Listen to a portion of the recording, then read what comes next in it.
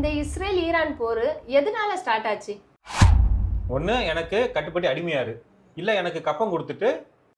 அதாவது போரை பொறுத்த வரைக்கும் என்ன சொல்லுவாங்க அப்படின்னா, truth is the first victim அப்படின்னு. ட்ரம்ப் வந்து இப்போ மற்ற உலக நாடுகள் கிட்ட எல்லாம் உதவி தேடுறாரு. ஆக்சுவலாக இதில் என்னன்னா, இந்த புலிவாலை பிடிச்ச கதைன்னு சொல்லுவாங்கல்ல, கிட்டத்தட்ட அதே மாதிரி தான். எப்போவுமே மக்களுக்கு வந்து ஒரு உணர்ச்சி எப்போ வரும்னா, வரலாறு நம்ம இப்படிப்பட்ட ஆளுகளாக இருந்திருக்கோமே. நம்ம எந்த கிறுக்கனாவது போர் நடக்கும்போது ஒரு காஃபி ஷாப்பில் போய்கிட்டு, ஆனால் இவன் தமிழுக்கு ஒரு பிரச்சனை அப்படின்னா உயிரை கொடுத்தாலும் நான் அதை காப்பாற்றணும், ஏன்னா எனக்கு அவத்தனை 10,000 வருஷம் வரலாறு இருக்கு. அஸ்ஸலாமு அலைக்கும் வரஹ்மத்துல்லாஹி வபரகாத்துஹு. அல்ஹம்துலில்லாஹ். இன்னைக்கு ஒரு முக்கியமான விஷயத்தை பற்றி தான் நம்ம பார்க்க போகிறோம். உலகத்தில் இப்போ எல்லாருமே இஸ்ரேல் ஈரான் போரை பற்றி தான் பேசிக்கிட்டு இருக்காங்க. ஸோ அதில் நம்ம தெரிஞ்சிக்க வேண்டிய விஷயம் நிறைய இருக்குது. ஸோ அதை பற்றிய ஒரு டிஸ்கஷன் தான் இங்கே போக போகுது. இன்ஷா அல்லாஹ் மிஸ் பண்ணாமல் கம்ப்ளீட்டாக பாருங்கள். அஸ்ஸலாமு அலைக்கும் வரஹ்மத்துல்லாஹி வரகாத்துஹு. இன்னைக்கு இஸ்ரேல் ஈரான் போரை பற்றி நம்ம பார்க்க போகிறோம். இந்த இஸ்ரேல் ஈரான் போர் எதனால ஸ்டார்ட் ஆச்சு? அதுக்கு அடிப்படை காரணமாக என்ன இருக்குது? ஓகே, இந்த போரை பற்றி நம்ம பார்க்குறதுக்கு முன்னாடி நம்ம ஒரு 80 வருஷத்துக்கு கொஞ்சம் ரிவர்ஸில் போனோம் அப்படின்னா, இந்த போர் எதனால் ஆரம்பிச்சிச்சு அப்படிங்கிறது நமக்கு இன்னும் கொஞ்சம் ஈஸியாக வந்து புரிஞ்சுக்க முடியும். ஸோ 1945 அதுக்கு முன்னாடி 1919 வரைக்கும் பார்த்தீங்க அப்படின்னா, ரசூல்லா காலத்தில் இருந்து 1919 வரைக்கும் இஸ்லாமிய கிலாஃபத் அப்படின்னு ஒன்று இருந்துச்சு.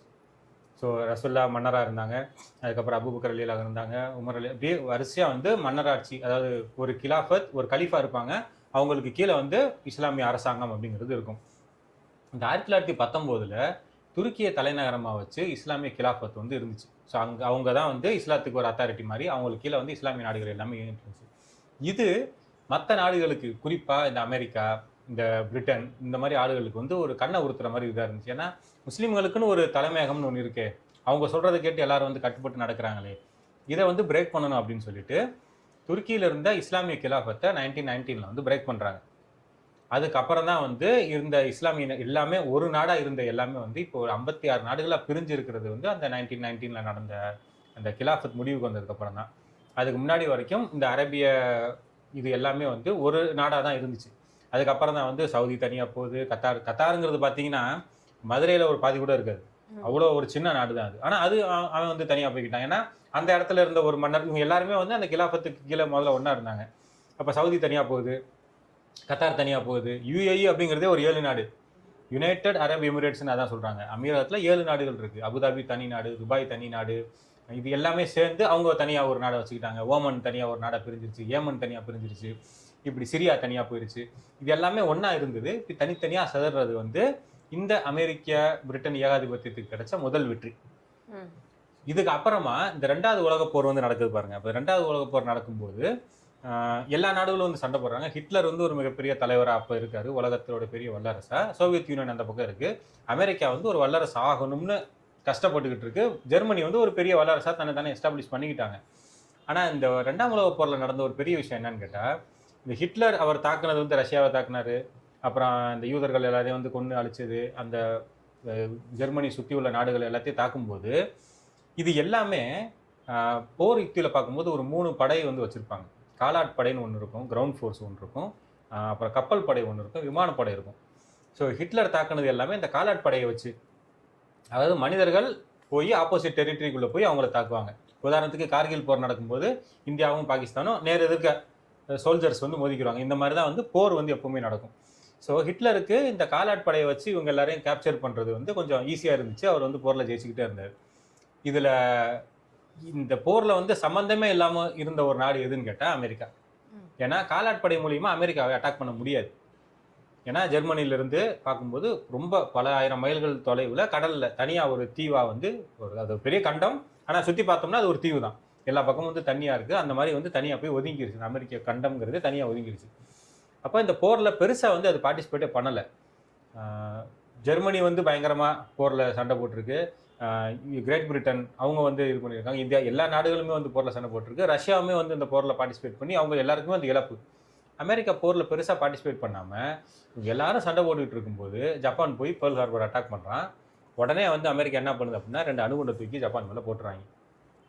அது வரைக்கும் அணுகுண்டுன்னு ஒன்று இருக்குது அப்படின்னு தெரியும். ஆனால் இந்த அணுகுண்டு என்ன பண்ணுங்கிறது யாருக்குமே தெரியாது. அப்போ அமெரிக்காவுக்கும் டெஸ்ட் பண்ணுறதுக்கு ஒரு இது வேணும்ல, நான் ஒரு பெரிய ஆயுதம் வச்சிருக்கேன் அப்படின்னா சொல்லிக்கிட்டே இருந்தாலே மக்களுக்கு புரியாது இல்லையா. சரி இதுதான் சாக்கு அப்படின்னு சொல்லிட்டு நம்ம டெஸ்ட் பண்ணுவோம்னு சொல்லிட்டு கொண்டாந்து இது மேலே போடுறான். ஹிரோஷிமா நாகசாகி போட்ட உடனே மொத்த உலகமே வந்து மிரண்டு போயிருச்சு. என்னடா ஒரு சின்ன குண்டு தான் போட்டாங்க, லட்சக்கணக்கான மக்கள் வந்து இறந்து போயிட்டாங்களே, இவ்வளோ பவர்ஃபுல்லான ஒரு குண்டா இது அமெரிக்கா வச்சிருக்கா, அப்போ வந்து நம்ம கொஞ்சம் சேஃபாக இருக்கணும் அமெரிக்காட்ட. அதே மாதிரி இந்த வேர்ல்டு வாருங்கிறது சாதாரண விஷயம் இல்லை. ஒரு சண்டை வந்துச்சுன்னா இப்போ காலாட் படனா என்ன, ஒரு 100 பேர் போகிறாங்கன்னா அங்கே ஒரு 100 பேர் வருவாங்க, இவங்க தான் சண்டை போட்டுக்கிட்டு இருப்பாங்க. பெரிய சேதாரம் ஒன்றும் இருக்காது. ஒரே குண்டில் ஒரு நிமிஷத்தில் வந்து பல லட்சம் மக்கள் இறந்து போகிறாங்க. அந்த அளவுக்குலாம் கொடூரமான ஆயுதங்கள் வந்துருச்சும் போது உலகமே வந்து ஸ்தம்பிச்சு போய், அதாவது நீங்க என்ன சொல்ல வரீங்கன்னா அமெரிக்காவையும் எல்லாரும் வல்லரசு அப்படின்னு நினைக்கிறாங்கன்றது அப்பதான் ஸ்டார்ட் ஆச்சு. உலகமே ஸ்தம்பிச்சு போய் நம்ம சண்டை வேணாம் அப்படின்னு ஒதுங்கும் போது அமெரிக்கா வந்து டிக்ளேர் பண்ணுறான், என்கிட்ட அணு ஆயுதம்லாம் இருக்குது, ஒரு செகண்டில் வந்து பல லட்சம் பேரை என்னால் கொல்ல முடியும். அப்படிங்கும்போது ஆஹா அப்போ அமெரிக்கா பெரிய ஆள் தான், நம்ம வந்து இவன்கிட்ட ஒரு சேஃபாக இருந்துக்குருவோம் அப்படின்னு சொல்லி ஒதுங்கிடுறாங்க. இதை ஒரு சாக்கா வச்சு என்ன பண்ணுறாங்கன்னா யுனைடெட் நேஷன்ஸ்னு ஒரு இதை கட்டமைக்கிறாங்க. அந்த யுனைடெட் நேஷன்ஸ்க்கு அமெரிக்கா வந்து மறைமுகமாக ஒரு தலைவராக இருக்குது. அதில் வந்து தன்னை சூப்பர் பவர் நான் வந்து டிக்ளேர் பண்ணிக்கிட்டான். மற்ற நாடுகளும் வழி இல்லாமல் வந்து ஒத்துக்கிட்டாங்க, சரி இருந்துட்டு போ அப்படின்னு. இப்போ இந்த சூப்பர் பவருங்கிற பிம்பம் வந்து அப்படியே கண்டினியூ ஆகிக்கிட்டே இருக்குது. அப்போ இந்த சூப்பர் பவர்னா என்ன, நான் சொல்கிறது எல்லாரும் கேட்கணும், எனக்கு எல்லாரும் கட்டுப்படணும். ஒன்று எனக்கு கட்டுப்படி அடிமையாரு, இல்லை எனக்கு கப்பம் கொடுத்துட்டு நீ வந்து இதாக இருந்துக்கோ, ஆனால் எப்படியோ நான் சொல்கிறத கேட்டு இருக்கணும், எதுத்தா உன்னை அழிச்சிருவேன், உலகத்துக்கே நான் தான் ராஜா அப்படிங்கிற மாதிரி ஒரு மெத்தனத்தில் போய்கிட்டே இருக்கு. இப்படி போகும்போது இந்த ரஷ்யா அது ஒரு பெரிய கண்டம், ஐ மீன் அது ஒரு பெரிய ஒரு சர்வாதிகார ஒரு நாடு தான், அதுவும் ஒரு சூப்பர் பவர் தான், சோவியத் யூனியனுங்கிற பேரில் இருந்துச்சு. அப்போ அவனை டைரெக்டாக வந்து எதிர்க்க முடியாது. அப்போ அந்த கோல்டு வார் டைம்லாம் போயிட்டு இருந்துச்சு இல்லையா, 1950 வேர்ல்டு வாருக்கு அப்புறம் கோல்டு வார் ஸ்டார்ட் ஆகி ரஷ்யாவோட ஒரு இது மறைமுகமாக வந்து யூஎஸ் சண்டை போட்டுட்டு இருந்தாங்க. கிரேட் பிரிட்டன் யூஎஸ் வந்து ஆல்ரெடி ஃப்ரெண்ட்ஸ் தான்.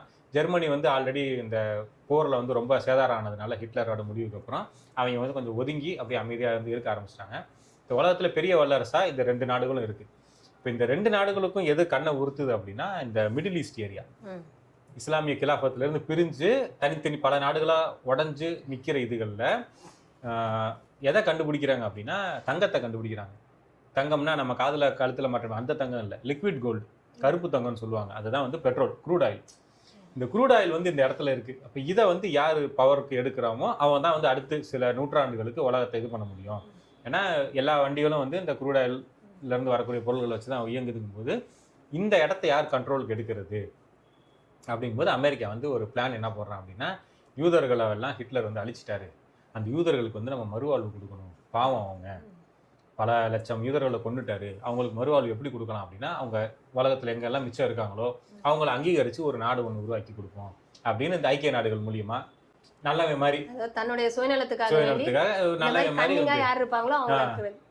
அப்போ இவங்களை எப்படி கொண்டு வர்றது, அவ்வளோ நல்லவனாக இருந்தால் என்ன செஞ்சுருக்கணும்னா அமெரிக்காவில் ஒரு 2 மாகாணத்தை பிரித்து டெக்சாஸ் நீ வச்சுக்கோ, வாஷிங்டன் நீ வச்சுக்கோ, இதில் நீ இருந்துக்கப்பான்னு கொடுத்துருந்தானா உண்மையிலே யூதர்கள் மேலே ஒரு பாசத்தில் கொடுத்தேன்னு சொல்லலாம்.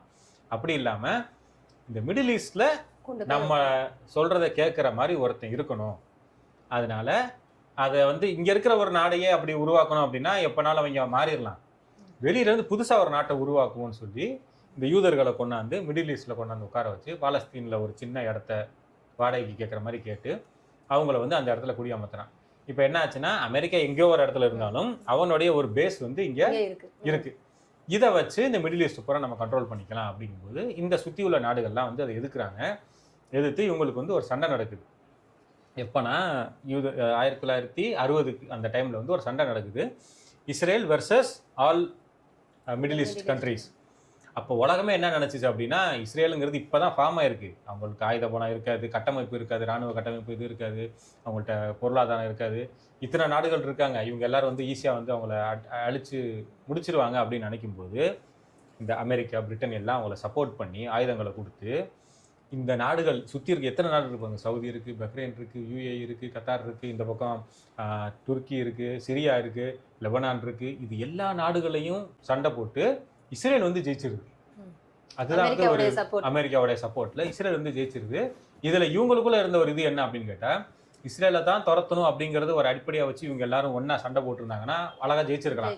அப்படி இல்லாம இப்பதானே தனித்தனி நாடா பிரிஞ்சிருக்காங்க, இதுல யாரு பெரியவன், சண்டை போட்டு முடிச்சதுக்கு அப்புறம் அந்த இடத்த யார் எடுத்துக்கிடுவா அப்படிங்கிற மாதிரி இவங்களுக்குள்ள இருந்த அந்த ஒரு ஒற்றுமை இல்லாம இருந்ததுனாலையும் ஒரு சில்லறத்தனமான ஒரு சிந்தனைனாலையும் போர்ல ஒழுங்கா ஃபோக்கஸ் பண்ணாம இப்போ ஒருத்தர் சண்டை போடுறோம் அப்படின்னா ஈஸியாக பண்ணிடலாம். அவன் சண்டை போட்டதுக்கப்புறம் அவன் சொத்தை யார் எடுக்கலாம் அப்படிங்கிறதுல ஃபோக்கஸ் இருக்கும்போது இந்த சண்டையை வந்து மறந்துடுறாங்க.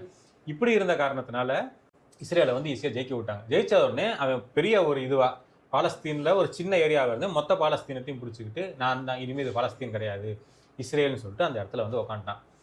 இப்போ இதை சுற்றி இருக்கிற நாடுகள் எல்லாத்தையும் கண்காணிக்கிறதுக்கும் அவங்கள மிரட்டுறதுக்கும் அமெரிக்காவுக்கு ரொம்ப ஈஸியாக போச்சு. சில மன்னர்கள் கொஞ்சம் எதிராக இருந்தாலும் பலர் வந்து அந்த உலக ஆசைக்கு ஆசைப்பட்டு ஒரு போதைக்கும் சரி அந்த பெண் ஆசைக்கு அப்புறம் வந்து அந்த பதவி ஆசைக்கு ரெண்டாவது இடத்துல இருக்கிறவனுக்கு வந்து நீ உங்கள் அண்ணனை கொன்று அடுத்து நீ பதவிக்கு அப்படிங்கிற மாதிரி சில ஆசை வார்த்தைகளை காட்டி அங்கே இருக்கிற மன்னர்கள் எல்லாத்தையும் வந்து தனக்கு இதாக வந்து அமெரிக்கா வந்து வச்சுக்கிட்டான். சில பேர் அதாவது இந்த ஃபைசல் மாதிரியான சில மன்னர்கள் வந்து உனக்கெல்லாம் நான் கட்டுப்பட முடியாதுன்னு எதிர்த்து நிற்கிறவங்கள அவங்க சொந்த தம்பியை வச்சு கொலை பண்ணி உயிர் பயத்தை காமிச்சு பொருளாதார ஆசையை காமிச்சு சொகுசு வாழ்க்கை இப்படி யாருக்கு எது வீக்னஸோ எதிர்த்தாரு.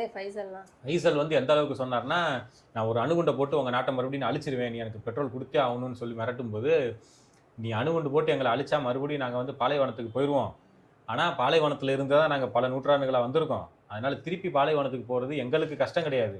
ஆனால் நான் எண்ணெயை கொடுக்கல அப்படின்னா நீ தான் பாலைவனமாக போவ, அதனால நான் உனக்கு தரமாட்டேன்னு சொல்லி அந்த அளவுக்கு வந்து அமெரிக்காவை எதிர்த்து நின்னார். அவர் இதை சொல்லும்போது என்ன சொல்லுவாங்கன்னா அவர் ஆக்ரோஷமாக கத்தி எந்திரிச்சுன்னு பேசும்போது அவர் உட்காந்து இந்த சேரை வந்து அப்படி பின்னாடி போச்சு. அவ்வளோ வேகமாக எந்திரிச்சு ஆக்ரோஷமாக நின்று கத்தி பேசினாரு அப்படின்னு அவ்வளோ ஒரு தைரியமாக ஒரு ஆண்மை உள்ள ஆணாக இருந்தார். அவரை உள்ளேயே ஆளை வச்சு கொலை பண்ணிட்டாங்க. ஸோ மற்றவங்களுக்கு என்ன தெரியுது அப்படின்னா ஒன்று இவன் காசை கொடுத்து நம்மளை மயக்கிடுவான், இல்லை நம்மளை கொலையும் பண்ணிடுவான், சாகிறதுக்கு அவன் கொடுக்குற காசை வாங்கிட்டு கொஞ்சம் ஜாலியாக இருந்துக்கிடுவோமே இருக்கிற வரைக்கும் சொல்லிட்டு இப்போ இருக்கிற எல்லாருமே அடிமை தான். அதில் வந்து மாற்று கருத்தே இல்லை. இப்படி எல்லாரும் அடிமையானதுக்கப்புறம் காசை கொடுத்துட்டு அந்த நாடுகளுக்கு சொந்தமாக இராணுவம் கூட உருவாக்காமல் அமெரிக்காரன் என்ன பண்ணுறான்னா உன்னைய வந்து நான் பாதுகாக்கிறேன், அதுக்கு என்னுடைய இராணுவ தளத்தை உன்னுடைய நாட்டில் நான் அமைச்சுக்கிறேன், மற்ற நாடுகள் உன்னை அட்டாக் பண்ண வந்தாங்க அப்படின்னா அதுக்கு வந்து என்னுடைய இராணுவம் வந்து உன்னை பாதுகாக்கும் அப்படின்னு. அப்போ சதாம் ஹுசேனையுமே வந்து ஒரு பகடைக்காயை வந்து அமெரிக்கா வந்து யூஸ் பண்ணுறாங்க. எப்படின்னா சதாம் ஹுசேன் வந்து ஈராக்கை இது பண்ணிகிட்டு இருக்கும்போதே கத்தாரையும் வந்து அவர் பிடிச்சிக்கிறார், கேப்சர் பண்ணுறாரு. கேப்சர் பண்ணிவிட்டு இனிமேல் கத்தார் வந்து என்னுடைய மாநிலத்தில் அதுவும் ஒரு மாநிலம் அப்படின்னு சொல்லி டிக்ளேர் பண்ணும்போது அமெரிக்கா வந்து உள்ளே வந்து சதாம் ஹுசேனை துரத்தி விட்டுட்டு பார்த்தீங்களா உங்களுக்கு இப்படிலாம் வந்து சுற்றி எதிரி இருக்காங்க, நான் இருந்தேன்னா அவங்கள பாதுகாக்க முடியும் அப்படின்னு கத்தாரில் ஒரு அமெரிக்க ஒரு பாதுகாப்பு படை, பஹ்ரைனில் ஒரு இது, ஷார்ஜாவில் ஒன்று, அபுதாபியில் ஒன்று, இதில் துபாயில் ஒன்று, சவுதியில் ஒன்று, இப்படி எல்லா இடத்துலையும் தன்னுடைய ஒரு படையை உருவாக்கி வச்சுக்கிட்டான். இப்போ அமெரிக்கா வந்து கல்ஃப் அடிக்கணும் அப்படின்னா அங்கேருந்து வந்து அடிக்க தேவையில்லை, இங்கே இருக்கிறாங்க படையை வச்சு அங்கே அடிச்சிடுவான். ஸோ முழுக்க அடிமையாகவே மாறி எல்லாரும் போயிட்டாங்க. இந்த அடிமை கூட்டமாக இருக்கிற இவங்களுக்கு நடுவில் இந்த ஈரான்கிற ஒரு நாடு மட்டும் அதிகமாக எண்ணெய் வளம் இருக்கக்கூடிய ஒரு நாடு, உனக்கு நான் அடிமை ஆக மாட்டேன். அதான் கேட்க வந்தேன். இப்போ ஈரானுக்கு மட்டும் எப்படி இவ்வளோ ஒரு வலிமை, ஈரானுக்கு மட்டும் எப்படி ஒரு தைரியம்?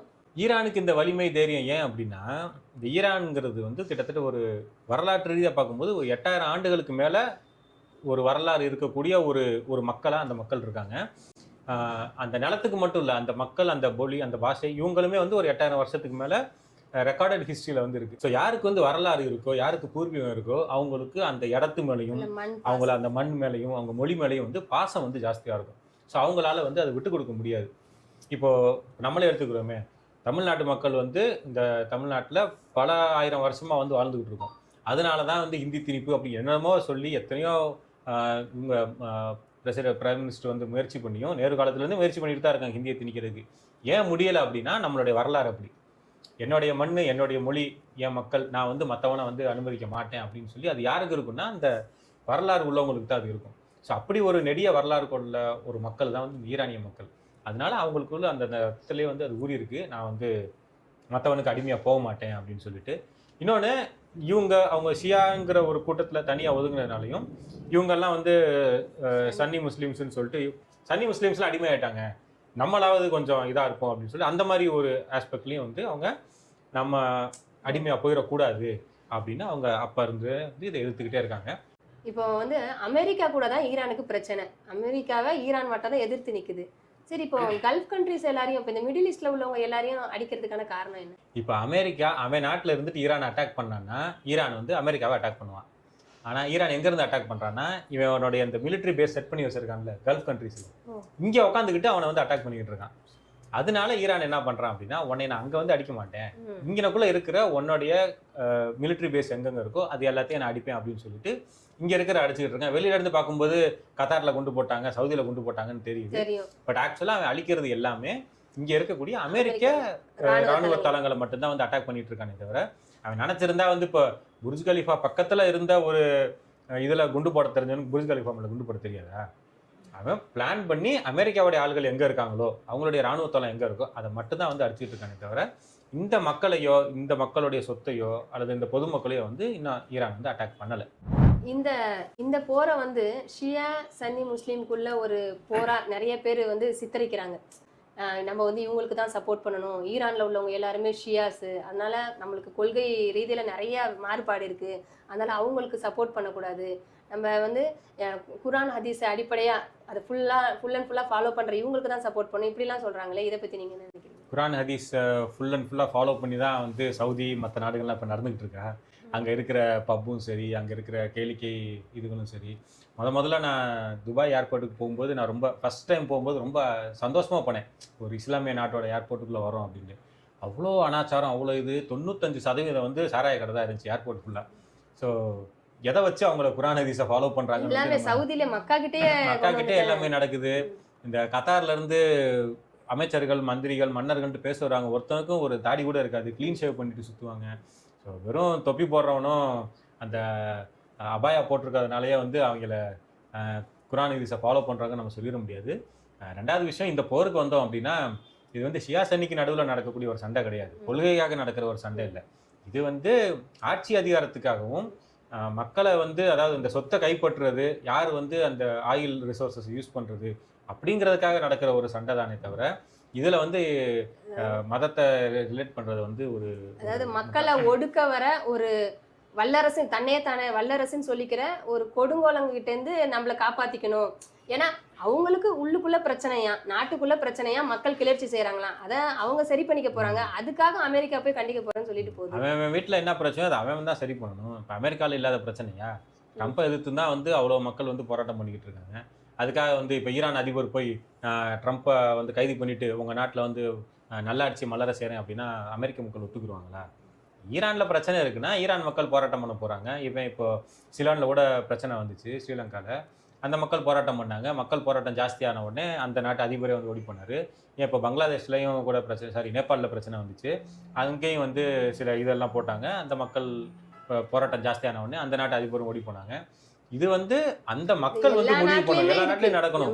பிரச்சனை இல்லாத நாடுங்கிறது உலகத்துல எதுவுமே கிடையாது. ஊர்ல உள்ள பிரச்சனைகள்லாம் நான் வந்து நாட்டம்மா மாதிரி தீர்த்து வைப்பேன்.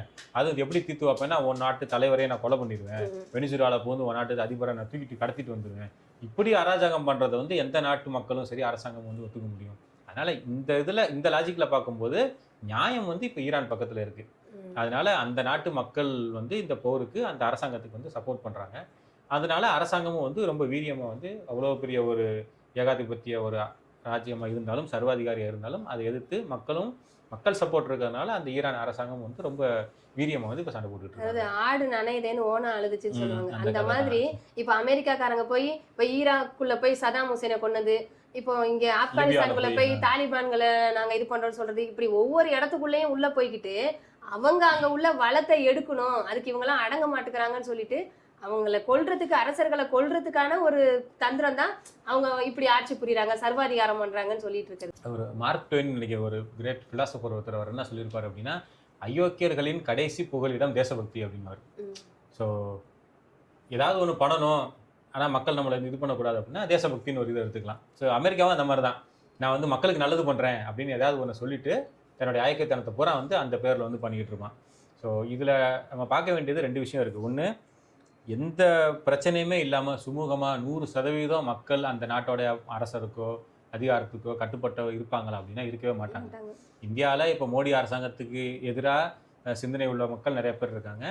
மன்மோகன் சிங் ஆட்சியில் இருக்கும்போது அதுக்கு எதிரான சிந்தனை உள்ளவங்களும் இருக்க தான் செஞ்சாங்க.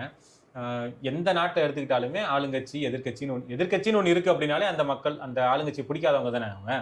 அவங்கள பாராளுமன்றத்தில் உட்காந்து 2 பேர் விவாதம் பண்ணிக்கிட்டு இருக்காங்க அப்படின்னாலே இந்த 2 கருத்தும் வந்து ஒத்துப்போலன்னு தான் அர்த்தம். ஸோ எந்த நாடாக இருந்தாலும் அந்த நாட்டோட அரசுக்கு பிடிக்காத கருத்து உள்ளவங்க இருக்க தான் செய்வாங்க. அதுக்கு வந்து நான் அந்த நாட்டோட மக்களில் போய் அந்த நாட்டோட அரசனை கொல்லுவேன், அல்லது அந்த பிரதமரை கொல்லுவேன், பிரைம் மினிஸ்டரை கொல்லுவேன், அல்ல அவங்கள போய் நான் தூக்கிட்டு வந்துடுவேன் அப்படின்னு அமெரிக்கா பண்றதுங்கிறது எந்த வகையிலுமே வந்து ஏற்றுக்க முடியாது. அமெரிக்காலேயே ட்ரம்ப் பண்றது பிடிக்கலன்னு சொல்லி எவ்வளவு பேர் போராட்டம் பண்றாங்க. இஸ்ரேல்ல நெத்தனியாகு பண்றது பிடிக்கலன்னு சொல்லி போராட்டம் பண்ணிட்டு இருக்காங்க.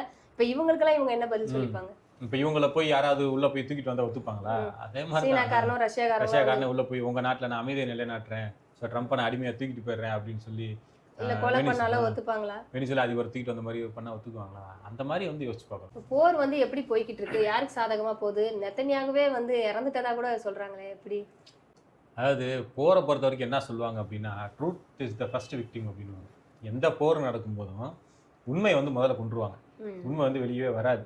இப்போ இஸ்ரேல் என்ன சொல்லியிருக்காங்கன்னா, அந்த நாட்டில் நடக்கிற அந்த போர் காட்சிகள் எதையாவது டேமேஜ் ஆனது, இது எதையாவது யாராவது ஃபோட்டோ எடுத்தோ வீடியோவோ பதிவிட்டா அப்படின்னா அது வந்து தேச துரோக செயல் அப்படின்னு சொல்லி அவங்கள வந்து அரெஸ்ட் பண்ணுவாங்க. சோஷியல் மீடியாலெல்லாம் போடுறாங்களே அந்த மாதிரி போடக்கூடாதுன்றாங்க. யூஏஇலையும் இதில் என்ன அனௌன்ஸ் பண்ணியிருக்காங்கன்னா, இந்த மாதிரி அட்டாக்லாம் நடக்குது இல்லையா துபாயில், இதில் இது யாராவது போட்டாங்கன்னா 5 வருஷம் சிறை தண்டனை அப்படின்னு சொல்லியிருக்காங்க. இது பல இந்தியன்ஸை கூட வந்து அரெஸ்ட் பண்ணியிருக்காங்க இந்த மாதிரி பப்ளிக்கில் போய் ஃபோட்டோ எடுத்தாங்கன்னு சொல்லிட்டு. ஸோ உண்மையாக மறைக்கிறது தான் வந்து எந்த போராக இருந்தாலும் முதல்ல யாராக இருந்தாலும் பண்ணக்கூடிய ஒரு விஷயம். ஏன்னா தன்னுடைய நாடு அடி வாங்குது, தன் நாட்டில் வந்து ஒரு டேமேஜ் நடந்துருச்சு அப்படின்னா அது மற்றவங்களுக்கு தெரியாமல் பாதுகாக்கிறது தான் வந்து எல்லாரும் முதல்ல செய்வாங்க. இப்போது இந்த நெத்தனியாக இருக்காரா இல்லையாங்கிறது 2வது விஷயம். ஈரானுடைய அதிபரை கொண்டுட்டாங்க, சுப்ரீம் லீடரை கொண்டுட்டாங்க. அதை அமெரிக்காவும் சொல்லிச்சு, ஈரானும் வந்து அதை ஒத்துக்குச்சு சுப்ரீம் லீடரை கொண்டுட்டாங்க அப்படின்னு. இப்போ நெத்தனியாவை கொண்டுட்டேன்ட்டு இவங்க வந்து சொல்லிட்டு இருக்காங்க, ஈரான் வந்து சொல்கிறாங்க, இவங்க வந்து மறுத்துக்கிட்டு இருக்காங்க. ஆப்வியஸ்லி அவங்க மறுக்க தான் செய்வாங்க. ஆனால் அது எப்படி மறுக்கிறாங்கங்கிறது தான் முக்கியம். இப்போ ஒருத்தர் செத்துட்டாரு, இல்லைங்க அவர் சாகலை உயிரோடு இருக்கார் அப்படின்னா போர் நேரத்தில் அவர் என்ன செய்யணும்? ஒன்று மக்கள் முன்னாடி வந்து இந்த போரில் வந்து நம்ம வலிமையாக சண்டை போட்டுக்கிட்டு இருக்கோம், நீங்கள் யாரும் வந்து கவலைப்பட தேவையில்லை, இன்னும் சில நாட்களில் வந்து நம்ம இந்த போரை ஜெயிச்சிருவோம்னு மக்கள் அட்ரஸ் பண்ணணும். இல்லையா ப்ரெஸ் முன்னாடி வந்து போர் எப்படி நடந்துகிட்டு இருக்கு, உங்களுடைய கேள்விகள் என்னென்ன கேளுங்க, நான் வந்து பதில் சொல்கிறேன், அடுத்து நம்மளுடைய போர் தந்திரங்கள் என்னென்ன அப்படிங்கிறத ப்ரெஸ்ஸுக்கு விளக்கி சொல்லணும். அதுவும் இல்லையா இராணுவத்துக்குள்ளே போய் நம்ம அடுத்து நம்மளுடைய அட்டாக் இந்த மாதிரி இருக்கணும், நம்மளுடைய ஸ்ட்ராட்டஜி என்ன அப்படிங்கிற பிளானிங் வந்து இராணுவத்தில் அந்த அமைச்சர்கள்ட்ட அந்த ஜெனரலுக்கு நடுவில் அவங்கள்ட்ட உட்காந்து பேசணும். எந்த கிறுக்கனாவது போர் நடக்கும்போது ஒரு காஃபி ஷாப்பில் போய்கிட்டு நான் வந்து காஃபி குடிக்க போகிறேன், காஃபி குடிக்காமல் எனக்கு தலைவலிக்குது, டூரிஸ்ட் ஸ்பாட்டுக்கு போயிட்டு இந்த டூரிஸ்ட் ஸ்பாட்டில் வந்து சுற்றி பார்க்க போகிறேன்னு இப்படி யாராவது சொல்லுவாங்களா? இதுவே வந்து தெரியுது போரில் வந்து அவங்களுடைய ஃபோக்கஸ் இல்லை, அதாவது மக்களை வந்து மடை மாற்றணும் அப்படிங்கிறது தான் வந்து அவங்களுடைய நோக்கமாக இருக்குது அப்படிங்கிறது தெரியுது. தோல்வியோடைய மக்களை வந்து அவங்களுடைய யோசிக்கிற நிலைமையிலேயே அவங்கள வைக்கல. இந்த அதாவது காட்டுறது பொய்யா காட்டுறோம், ஏஐல காட்டுறோம், அதை எந்த இடத்துல காட்டணும்ன்ற யோசிக்கிற அளவுக்கு கூட இப்ப காமன் சென்ஸ் இல்லாம இல்ல. ஏஐல காட்டுறது வந்து மக்கள்கிட்ட உரையாற்றுற மாதிரி பிரஸ் மீட் நடத்துற மாதிரி ஏஐல பண்ண முடியாதுல்ல, தெரிஞ்சு போயிரும்ல. 1000 பேருக்கு நடுவுல நின்று பேசினார் அப்படின்னா யார் அந்த 1000 பேருன்னு மக்கள் கேள்வி விட்டுருவாங்கல்ல. இதே இது ஒரு காஃபி ஷாப்னா 4 பேர் தான் அந்த காஃபி ஷாப்பு, எங்க 4 பேர் தாங்க அப்படின்னு சும்மா கூட 4 நடிகர்களை வச்சு சொல்ல வைக்கலாம். அதனால வந்து காஃபி ஷாப்ல போய் டீ குடிக்கிற மாதிரியும் வடை சாப்பிட்ற மாதிரி பஜ்ஜி சாப்பிட்ற மாதிரி வந்து வீடியோ எடுத்து போட்டுக்கிட்டு இருக்காங்க. ஸோ இதுவே வந்து நெத்தனியாகு உயிரோட இருந்தாலுமே அது வந்து அவர் செத்ததுக்கு சமானம் தான். ஏன்னா இந்த அளவுக்கு மக்களை சந்திக்க முடியாம, பிரஸ்ஸுக்கு சந்திக்க முடியாம இப்படி எங்கேயாவது ஒளிஞ்சுக்கிட்டு இருக்காரு அப்படின்னா அதுக்கு அவர் உயிரோட இருந்து பிரயோஜனமே கிடையாது. 2வது இப்படி ஒரு ஏஐ வீடியோவை போட்டு நாங்கள் வந்து உயிரோடு இருக்கோம் காட்டிக்கிறோம் அப்படின்னு அவங்க சொல்றதே வந்து இஸ்ரேல் வந்து இந்த போரில் தோத்தது தான். ஏன்னா ஈரான் என்னதான் சுப்ரீம் லீடர் இறந்து போயிட்டாலும் அவங்க அனௌன்ஸ் பண்ணாங்க, எங்க சுப்ரீம் லீடர் இறந்துட்டாரு, அதுக்கு அடுத்து இவர் தான் அப்படின்னு சொல்லி டிக்ளேர் பண்ற அளவுக்கு அவங்களுக்கு தைரியம் இருக்கு. ஏன் இருக்கு அப்படின்னா, நீ அடுத்து ஒருத்தர் வராருல அவரை கொன்னாலும் இந்த போர் நடக்கும், அதுக்கு அடுத்து ஒரு 4 பேர் வந்தாங்க அவங்கள கொன்னாலும் இந்த போர் நடக்கும். ஏன்னா இங்க இருக்கக்கூடிய ஒவ்வொரு மனுஷனும் வந்து உங்களை எதிர்க்கிறதுக்கு வந்து தைரியமா திடகாத்திரமா அந்த ஒரு வீரத்தோட இருக்காங்கிறது தான் அவங்க பண்ணக்கூடிய டிக்ளரேஷன். இவங்க பண்ற டிக்ளரேஷன் என்ன?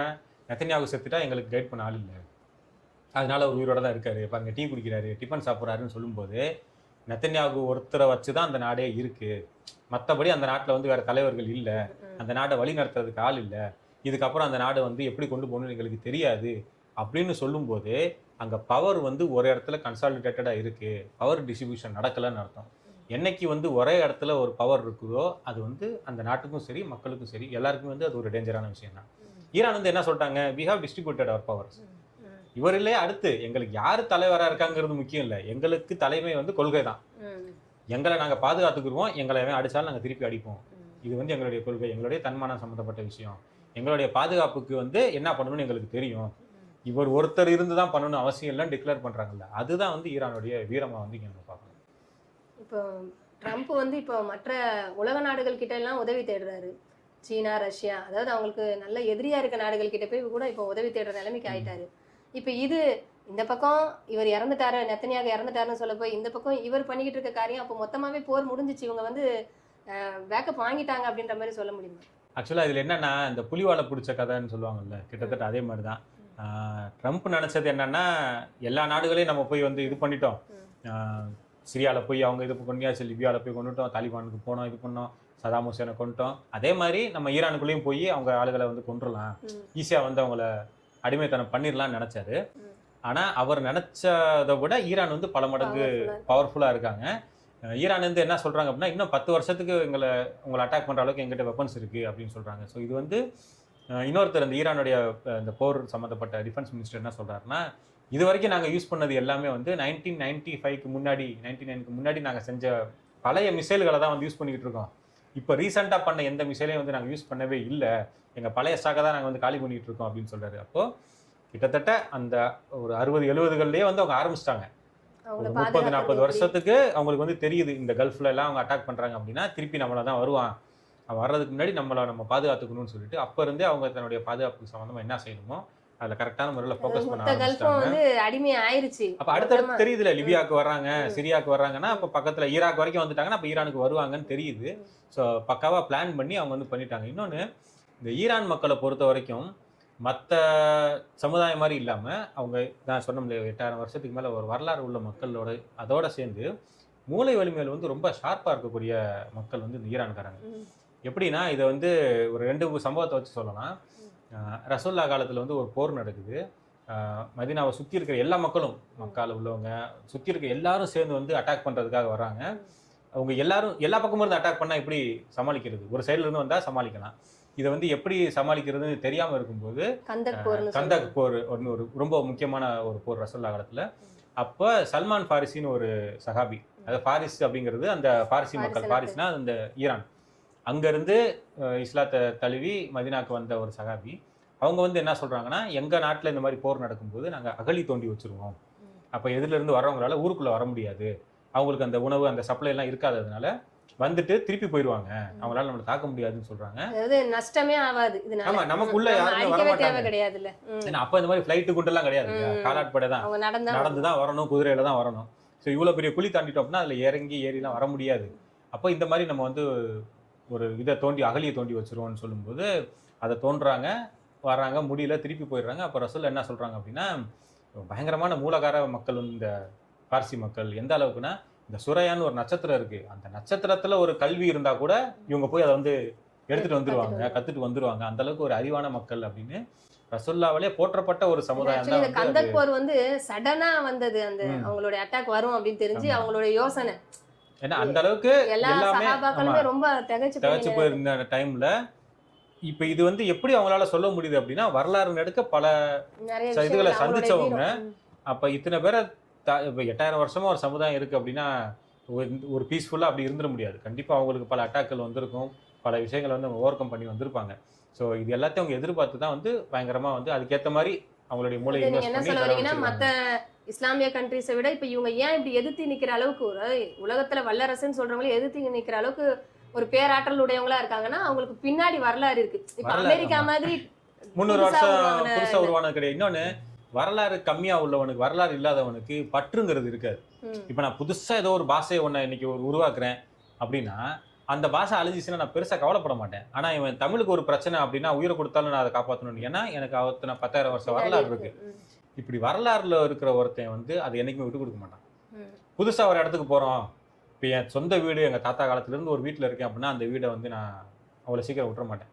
புதுசா ஒரு அபார்ட்மெண்ட்டுக்கு போறோம், ஒரு ஃபிளாட்டுக்கு போறோம், அந்த ஒரு பற்று இல்ல. ஏன்னா 300 வருஷத்துக்கு முன்னாடி தானே போய் கண்டுபிடிக்கிறாங்க. இந்த அமெரிக்கா வெஸ்பிக்கு கொலம்பஸ் இவங்க எல்லாம் போய் இந்தியாவை தேடிட்டு வந்தவங்க தான். அதனால தான் அந்த சைடு போய் புதுசா ஒரு நாடை கண்டுபிடிச்சு அங்க உள்ளவங்களுக்கு வந்து ரெட் இண்டியன்ஸ்னு இவங்களா பேர் வைக்கிறாங்க. அங்கிருந்த பழங்குடி மக்களை அடிச்சு துரத்திட்டு முதல்ல அவங்க போய் கொலம்பஸ் இறங்கின உடனே பண்ண வேலை என்ன அப்படின்னு கேட்டிங்கன்னா, அந்த நாட்டில் இருந்த லைப்ரரியை கொடுத்துனதான். ஏன்னா வரலாறு இருக்கக்கூடாது. வரலாறு இருந்துச்சுன்னா எப்பவுமே மக்களுக்கு வந்து ஒரு உணர்ச்சி எப்போ வரும்னா, வரலாறு நம்ம இப்படிப்பட்ட ஆளுகளா இருந்திருக்கோமே, நம்மளை வந்து அதிகாரம் பண்றானேன்னு தன்னுடைய ஹிஸ்டரி தெரிஞ்சாதான் வந்து அவன் எதிர்த்து போராடுவான். அந்த ஹிஸ்டரியே இல்லை அப்படின்னா அவனுக்கு வீரம் வராது. நீ ஆரம்பத்துல இருந்து அடிமையா தாண்டா இருந்த, அப்படியா அப்ப நான் இருந்துக்கிறேன் அப்படின்னு போயிடும். ஸோ அப்படி மற்ற நாடுகள்ல இருந்து கிரேட் பிரிட்டன்ல இருந்து ஜெர்மனில இருந்து போய் செட்டில் ஆனவங்க உருவான நாடு தான் வந்து இந்த அமெரிக்கா. அதனால அவங்களுக்கு 300 வருஷம் தான், 400 வருஷத்துக்கு மேல வரலாறு கிடையாது. அதனால அவங்களுக்கு அந்த நாட்டு மேல பெரிய ஒரு இதெல்லாம் கிடையாது. இன்னொன்னு, அடுத்தவனை பிடிக்கணும்ன்ற ஒரு எண்ணத்துல இருக்கிறவனுக்கும் தன்னை பாதுகாத்துக்கணுங்கிற ஒரு எண்ணத்துல இருக்கிறவனுக்கும் வீரத்தோட லெவல் வந்து ஜாஸ்தி. ஏன்னா இவனுக்கு இழக்கிறதுக்கு ஒண்ணும் இல்லை. அவனை பிடிக்க போறான், பிடிக்கலன்னா இப்ப என்ன, நம்ம நாட்டுக்கு வந்து சேஃபா இருக்க போறோம், அவ்வளவுதானே. ஒரு சிங்கம் ஓடுது, ஒரு மானை துரத்திட்டு ஓடுது. மானுக்கு வந்து அது வாழ்வா சாவா பிரச்சனை. சிங்கத்துக்கு இந்த மான் இல்லைன்னா இன்னொரு மானை பிடிக்கலாம். அப்ப யாரோடைய வேகம் ஜாஸ்தியா இருக்குன்னா மானோட வேகம் தான் ஜாஸ்தியா இருக்கும். அதே மாதிரிதான் இப்ப ஈரானுக்கு வாழ்வா சாவா பிரச்சனை. இவன் அடிச்சிட்டான், நம்மளை பாதுகாத்தே ஆகணும். இவனை விட்டுட்டோம்னா நம்ம நாடு அழிஞ்சு போயிடும். ஆனா அமெரிக்காவுக்கு அப்படி இல்லைல்ல. இவங்களை கேப்சர் பண்ணி என்ன பண்ண போறாங்க, அங்க இருக்க செல்வத்தை இருந்து எடுக்க போறாங்க, இல்லைன்னா வேற ஒரு நாட்டுல போய் எடுத்துக்க போறோம், அவ்வளவுதான். அப்படி இருக்கும்போது போர்ல அந்த அளவுக்கு வீரியம் வராது. ஆனா இதுல இப்ப பிரச்சனை என்னன்னா, அமெரிக்கா தன்னை ஒரு வல்லரசுன்னு டிக்ளேர் பண்ணிட்டான் உலகத்துக்கு. நான் தான் வந்து பெரிய ஆளு, என்னை அட்டாக் பண்றதுக்கு, என்னை இது பண்றதுக்கு ஆள் இல்லைன்னு சொல்லிட்டான். சொன்னதுக்கு அப்புறம் இப்ப ஈரான்கிட்ட வந்து சரண்டர் ஆகுறதுக்கு முடியல. அந்த ஈகோ வந்து இடம் கொடுக்க மாட்டேங்குது. ஆனா அந்த ஈரானுக்கு தாக்கு பிடிச்சி நிக்கிற அளவுக்கு கெப்பாசிட்டியும் இல்ல. எதை வச்சு இல்லைன்னு சொல்றோம்னா, புரிஞ்சுக்கிறதுக்காக சொல்றேன், ஈரான் அனுப்பக்கூடிய மிசைல் எல்லாமே வந்து ஒரு செங்கல் மாதிரி. அது அமெரிக்கா தடுக்கிறதுக்கு வந்து ஒரு கண்ணாடி பிளேட்டை வச்சு தடுக்கிறான்னு வச்சுக்கோங்க. ஸோ 10 ரூபா செங்கல் அனுப்புறான், இவன் வந்து ஒரு கண்ணாடி பிளேட்டை வச்சு அதை தடுக்கிறான். அந்த கண்ணாடி பிளேட் வந்து 10,000 ரூபா தடுத்துடுறாங்க. ஆனா இவனை விட அவனுக்கு வந்து 1000 மடங்கு வந்து அதிகமா செலவாகுது. ஈரான் அனுப்புற மிசைல் எல்லாமே வந்து ஒரு $2000 $10,000 தான். ஆனா அமெரிக்கா அதை ரிட்டர்னுக்கு தடுக்கிறதுக்கு, அந்த தாட்ல இருந்து அல்லது அயன்டோம் வச்சு தடுக்கிறதுக்கு அவன் செலவழிக்கிறது ஒவ்வொன்றுக்கும் $1 மில்லியன் வந்து செலவாகுது.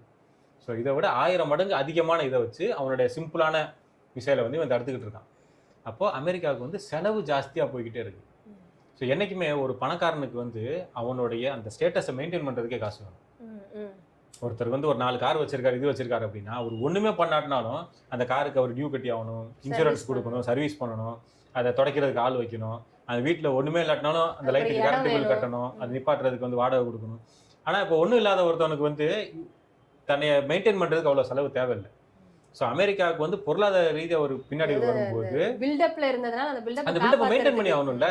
என்னடா 4 கார் வச்சிருக்கான், காரு டயர்ல காத்து இல்லாம நிக்குது, பஞ்சராய் நிக்குது, கார் துடைக்க கூட ஆள் இல்ல, வெளியே நிப்பாட்டி வச்சிருக்கான், வீட்டுல கூட அது எவ்வளவு பெரிய அசிங்கம். அப்ப அந்த ஸ்டேட்டஸை மெயின்டைன் பண்ணி காமிக்கிறதுக்கே அவன் சில பணங்களை செலவழிச்சு தான் ஆகணும். ஒண்ணுமே இல்லாத ஆளுக்கு ஒண்ணும் இல்லைல்ல. ஏற்கனவே பிளாட்ஃபாரத்துல இருந்தேன், நான் அப்படியே இருந்துட்டு போறேன் அப்படின்போது அவனுக்கு வந்து பெருசா ஒன்றும் பாதிக்காது. ஸோ ஈரானுக்கு இழக்கிறதுக்கு பெருசா எதுவும் இல்லை. ஆனா அமெரிக்கா தன்னுடைய ஸ்டேட்டஸை மெயின்டைன் பண்ணணும், நான் இந்த போர்ல தோத்துட்டேன்னு சொல்லி வெளியே வர்றதுக்கு ஸ்டேட்டஸ் விட்டு கொடுக்க மாட்டேங்குது, கண்டினியூ பண்றதுக்கு காசு இல்லை. அதனாலதான் வெக்கத்தை விட்டு சைனாட்ட எல்லாம் போய் ஹெல்ப் கேட்டுக்கிட்டு இருக்கான், நம்ம ஹெர்முஸ் ஜலசந்தியை மீட்டு எடுப்போம், நீங்க உங்களுடைய கப்பலை கொடுங்க அப்படின்னு. ஆனா இந்த ஒரு விஷயத்த உலக நாடுகளை வந்து பாராட்டணும். மற்ற எந்த நாடும் சரி, நேட்டோ நாடுகள் உட்பட, இந்த நார்த் அட்லாண்டிக் ட்ரீட்டி அசோசியேஷன் சொல்றாங்க இல்லையா, இவங்க கூட என்னதான் அமெரிக்காவோட அந்த நேட்டோ டைஅப்ல இருந்தாலும் தப்பு உன் மேல இருக்கு, நாங்க வந்து இந்த போர்ல உனக்கு ஆதரவா வரமாட்டோம். எந்த அளவுக்குன்னா, நாங்க கப்பலை அனுப்புறது மட்டும் இல்ல, எங்களுடைய ராணுவ தளத்தை பயன்படுத்துறத கூட நாங்க அனுமதிக்க மாட்டோம்னு சொல்லி பல நேட்டோ நாடுகள் வந்து பின்வாங்கியிருக்காங்க. ஸோ உலக மக்கள் எல்லாருமே வந்து புரிஞ்சுக்கிட்டாங்க. 2 விஷயத்த புரிஞ்சுக்கிட்டாங்கன்னு சொல்லணும். ஒன்று, அமெரிக்கா மேல தப்பு இருக்கு, இவங்க போய் அவங்கள தாக்குறது வந்து தப்பு அப்படிங்கிற ஒரு விஷயத்தையும் புரிஞ்சுக்கிட்டாங்க. 2வது, நம்ம நினைக்கிற அளவுக்கு அமெரிக்கா ஒன்றும் பெரிய நாடுலாம் இல்லை. ஒரு ஈரானையே வந்து அவங்களால சமாளிக்க முடியல அப்படின்னா, நாளைக்கு வந்து இவங்களுக்காக நம்ம பயந்துகிட்டு இருக்க வேண்டிய அவசியம் இல்லை, இவங்க சொன்னதுக்கெல்லாம் நம்ம தலையாட்டணும்னு அவசியம் இல்லை அப்படின்னு சொல்லி எல்லாரும் வந்து இப்போ கொஞ்சம் ஒரு நியாயமான ஒரு ஸ்டாண்ட் எடுத்துக்கிட்டு. என்ன ஆச்சரியம்னா, இப்போ அந்த ஈரான் இஸ்ரேல் போறனால எல்லா உலக மக்கள் எல்லாருமே ஒரு வகையில பாதிக்கப்பட்டிருக்காங்க. இப்போ இந்த கேஸ் சிலிண்டர், பெட்ரோல் இதெல்லாம்னால. ஆனா அப்படி இருந்தா கூட இது ஈரான் மேல தப்பு கிடையாது, அவங்க அவங்களுடைய இந்த விதமான ஒரு பாதிப்பை வெளியப்படுத்தி நம்ம கஷ்டப்படுறதுலயும் ஒரு நியாயம் இருக்கு அப்படின்னு ஒத்துக்கிறாங்க.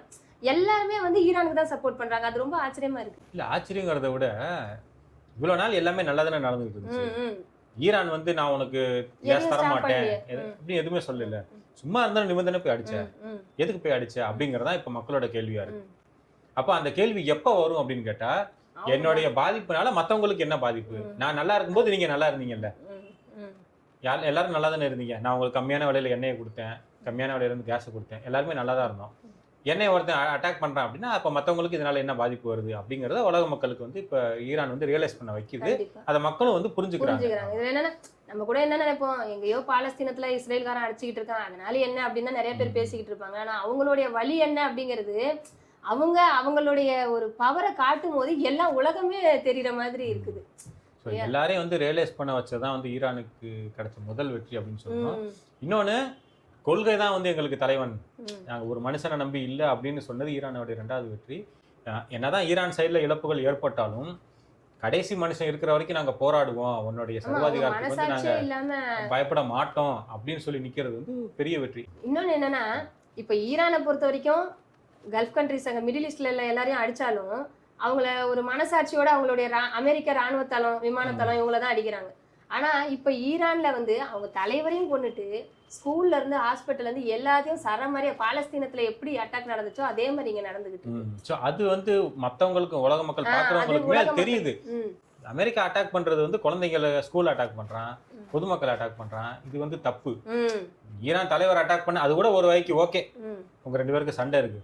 ஆனா ஈரான் வந்து அட்டாக் பண்ணும்போது உன்னை ராணுவ தளத்தை மட்டும்தான் அட்டாக் பண்றான், நீ அட்டாக் பண்ண அவனுடைய ராணுவ தளத்தை மட்டும்தான் அட்டாக் பண்ணிருக்கணும். அப்ப அமெரிக்கா பண்றது அடிப்படையிலேயே தப்பா இருக்கு. எல்லாருமே ஈரானுக்கு சப்போர்ட் பண்றதுக்கு இது ஒரு முக்கியமான காரணம். ஏன்னா அவங்களுடைய போர்லையும் கூட ஒரு நியாயத்தை கடைபிடிக்கிறாங்க. அப்ப இவங்க பக்கம் நியாயம் இருக்கு, அந்த நியாயத்துக்கு வந்து நம்ம ஹெல்ப் பண்ணணும். என்னதான் இருந்தாலும் ஒரு 150 குழந்தைகளை வந்து ஒருத்தன் கொண்டிருக்கான், அவன் பின்னாடி போய் நம்ம நிக்கிறோம் அப்படிங்கும்போது எல்லாருக்குமே ஒரு மனசாட்சி உறுத்ததானே செய்யும். அதுவுமே வந்து உலக மக்கள் ஈரானை சப்போர்ட். அதுக்கு மேல இப்போ வந்து பழைய வரலாறெல்லாம் இப்போ எல்லாரும் எடுத்து பாக்குறாங்க. அது எதனால ஈரான் இப்படி ஸ்டாப் பண்ணணும்? ஏன்னா முன்னாடி எங்கேயோ ஏதோ நடந்துகிட்டு இருக்கு அப்படின்னு தான் தோணிக்கிட்டு இருந்திருக்கோம். இப்போ அங்க அடிக்கிறது இங்க வலிக்குது அப்படின்ற மாதிரி தோணும் போது எதனால நடந்துகிட்டு இருக்கு அப்படின்னு அந்த பாலஸ்தீன வரலாறுல இருந்து எல்லாருக்கும் எல்லாம் தெரிய வரும்போது அப்ப அந்த அமெரிக்கா இஸ்ரேல் பண்ண தப்பு வந்து எல்லாருக்குமே தெரிய வருது. ஸோ போர் வந்து 2 வாரத்துக்கு மேல தொடர்ந்து நடந்துகிட்டே இருக்கு. யார் பக்கம் வெற்றி அப்படிங்கிறது பார்க்கும்போதே தெரிஞ்சாலும் யாருமே வந்து டிக்ளேர் பண்ணலை நாங்கள் ஜெயிச்சிட்டோம் அல்லது நாங்கள் தோத்துட்டோம் அப்படின்னு. ஸோ சீக்கிரமாக இது முடிவுக்கு வந்து எல்லா மக்களும் பீஸ்ஃபுல்லாக இருக்கிறதுக்கு இறைவனை பிரார்த்தனை செய்வோம். இன்ஷா அல்லாஹ் எவ்வளோ சீக்கிரம் இந்த போர்லாம் முடிவுக்கு வந்து மக்கள் சுமூகமாக ஆகுறாங்களோ அந்த அளவுக்கு உலகத்துக்கு நல்லது. அடுத்தடுத்து என்னென்ன நடக்குது அப்படிங்கிறத போக போக வந்து நம்ம பார்க்கலாம். இதில் என்ன இன்னொரு விஷயம்னா, அது ஈரான் மிடில் ஈஸ்டில் உள்ள இஸ்லாமிய நாடுகளான கத்தார், சவுதி, துபாய் எல்லாத்தையும் அடிச்சுக்கிட்டு இருக்காங்க. இப்போ இந்த மிடில் ஈஸ்ட் நாடுகளுக்கு ஏன் இது தெரிய மாட்டேங்குது? அதாவது நம்ம ஒரு நயவஞ்சகர்களோட நம்ம கூட்டில் இருக்கிறோம், சரிங்களா? நாளைக்கு இன்னைக்கு அடிக்கிறவன் பாலஸ்தீனத்தை கைப்பற்றதுக்காக பாலஸ்தீனத்தை அழிக்க வரவன் நாளைக்கு நம்மளையும் அழிச்சிருவான் அப்படிங்கிறது அவங்களுக்கு தெரியதானே செய்யும். அப்படி தெரிஞ்சாலும் இதையே அவங்களுடைய உறவை அவங்க கண்டினியூ பண்றாங்க. நாளைக்கு தானே அடிக்க போறான், இன்னைக்கு நல்லா தானே இருக்கும், நாளைக்கு நம்ம இருப்போமா இல்லையான்னு தெரியல, இருக்கிற வரைக்கும் ஜாலியா இருந்துக்குருவோம் அப்படிங்கிற அந்த உலகத்து மேல இருக்கக்கூடிய ஒரு பற்று, வகன் அப்படிங்கிற ஒரு நோய் ஜாஸ்தியா இருக்கு. இன்னொன்னு, இந்த யாரெல்லாம் இப்ப அரசாங்கத்துல அதாவது அந்த ஆட்சியில இருக்காங்களோ, ஒருவேளை நம்ம நாட்டை அடிக்க வந்தான்னா வேற எங்கிட்ட தப்பிச்சு போயிடலாம், நமக்கு காசு இருக்கு, நம்மளை அடிமையாகிறதுக்கு அவன் காசு கொடுத்து வச்சிருக்கான், வேற எங்கிட்டாவது ஒரு நாட்டு பக்கம் சிங்கப்பூர் பக்கமோ மலேசியா பக்கமோ போய் நம்ம லைஃபை நம்ம காப்பாத்திக்கிட்டா போதும், நம்ம நாட்டை காப்பாத்திக்கிட்டா. மறுமை அளவுக்கு அந்த அளவுக்கு யோசிக்கறனால இல்ல, எனக்கு தெரிஞ்சு ஃபியூச்சரே யோசிக்கல நான். ஏன்னா யோசிக்கிறாங்க, எப்படி யோசிக்கிறாங்கன்னா துபாயில போய் ஒரு ஐலாண்ட் வாங்கி வச்சுக்கிருவோம், மலேசியால ஒரு இது வாங்கிடுவோம், அல்லது இங்க சிங்கப்பூர்ல ஒரு இது வாங்கிக்கலாம், சுவிட்சர்லாந்துல ஒரு அபார்ட்மெண்ட் ஏதாவது வாங்கி வச்சுட்டு அங்க போய் செட்டில் ஆகிக்கிருவோம், மக்கள் எப்போ இருக்கிட்டு போனா நமக்கு என்ன அப்படிங்கிற ஒரு 30 வருஷம் கழிச்சு துபாய் அழிஞ்சாலும் எனக்கு பிரச்சனை இல்லை, அது வரைக்கும் நான் இருந்து போறேன் அப்படின்னு தான் இருக்காங்களே தவிர மறுமை அளவுக்கு அந்த யோசிக்கல, மக்கள் அளவுக்கும் அவங்க யோசிக்கல.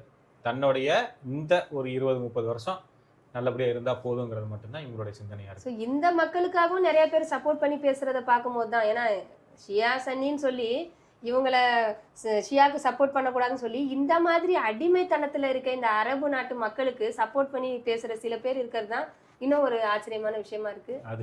அது இருக்கதானே செய்யும். ஏன்னா அந்த அடிமைக்கு சில அடிமைகள் இருக்கதானே செய்வாங்க. அவன் அமெரிக்காவுக்கு அடிமை, அந்த அடிமைக்கு சில அடிமைகள் வந்து உலகம் பூரா இருக்கதான் செய்வாங்க. ஸோ அவங்க சப்போர்ட் பண்ணி தான், அவங்க எல்லாம் பொருளாதாரம் தான், வேற என்ன, அவங்கள்ட்ட இருந்து இவங்களுக்கு சில சலுகைகள் கிடைக்குது, அதை நம்ம மிஸ் பண்ணிடக்கூடாது. நம்ம இவனை ஏதாவது சொன்னோம் அப்படின்னா போர்லாம் முடிஞ்சதுக்கப்புறம் எவன்லாம் நம்மளை பற்றி சொன்னா, நமக்கு எதிராக பேசினா அவனுடைய பொருளாதாரத்தை ஸ்டாப் பண்ணுவோம் அப்படின்னு சொல்லும்போது நம்மளுடைய வருமானம் போயிருமே அப்படின்னு சொல்லிட்டு, ஏன் முஸ்லீம் பேர்தாங்கிகள் நிறைய பேர் பிஜேபியில் போய் இதா இல்லையா, அந்த மாதிரி எல்லா இடத்துலையும் வந்து தன்னுடைய இதை பார்த்துக்கிட்டு நம்மளையே வந்து அழிக்கிறதுக்கு மக்கள் வந்து இருக்க தான் செய்வாங்க. இது வரலாறு நடுக வந்து நடந்துக்கிட்டு தான் இருக்குது, இனிமேல் அது இருக்க தான் செய்யும். எல்லாரும் வந்து மறுமைக்கு பயந்தவங்களாகவோ மனசாட்சி கட்டுப்பட்டவங்களாகவோ இருப்பாங்கன்னு வந்து எதிர்பார்க்க முடியாது. ஸோ போர் வந்து இப்போ 2 வாரத்தை கடந்து போய்கிட்டு இருக்கு, இன்னும் எவ்வளோ நாளைக்கு போகும்னு தெரியல. அமெரிக்கா வந்து என்னதான் நாங்கள் ஜெயிச்சிட்டோம் இது பண்ணிட்டோம் அப்படி இப்படின்னு சொல்லிட்டு போர்லேருந்து வெளியே போகிறதுக்கான வாய்ப்புகளை தேடினாலும் ஈரான் தெளிவாக சொல்லிட்டாங்க, அடுத்து 10 வருஷத்துக்கு எங்கிட்ட ஆயுதம் இருக்குது, நாங்கள் நின்று சமாளிப்போம் அப்படின்னு. ஆனால் யார் சண்டை போட்டுக்கிட்டு யார் இதானாலும் அதனால் வரக்கூடிய ஆபத்து வந்து இந்த உலகத்துக்கு தான். ஸோ அதுக்காகவாவது சீக்கிரமாக இந்த போர் வந்து ஒரு முடிவுக்கு வரணும். எல்லா மக்களும் வந்து சந்தோஷமாக நிம்மதியான வாழ்க்கையை வாழணும். அதுக்கு இறைவன்கிட்ட பிரார்த்தனை செய்வோம். அடுத்தடுத்து இந்த போர் எப்படி போகுது அப்படிங்கிறத நம்மளும் கவனிப்போம். சீக்கிரமாகவே இது எல்லாம் நல்லபடியாக முடிகிறதுக்கு அல்லாஹ் வந்து அருள் புரியணும். இன்ஷா அல்லாஹ் இன்னும் இந்த ஈரான் இஸ்ரேல் போரை பற்றி நம்ம நிறைய விஷயங்கள் தெரிஞ்சுக்க வேண்டியிருக்கு. இன்ஷா அல்லாஹ் அடுத்தடுத்த வீடியோஸில் நம்ம அதை பற்றி தெரிஞ்சுக்கலாம். எல்லாரும் நம்ம இணைந்திருப்போம். நன்மையை ஏவி தீமையை தடுக்கும் மனிதர்களாக அல்லாஹ் தாலா நம்ம அனைவரையும் ஆக்கி அருள் புரிவானாக. அஸ்ஸலாமு அலைக்கும் வரஹ்மத்துல்லாஹி வபரகாத்துஹு.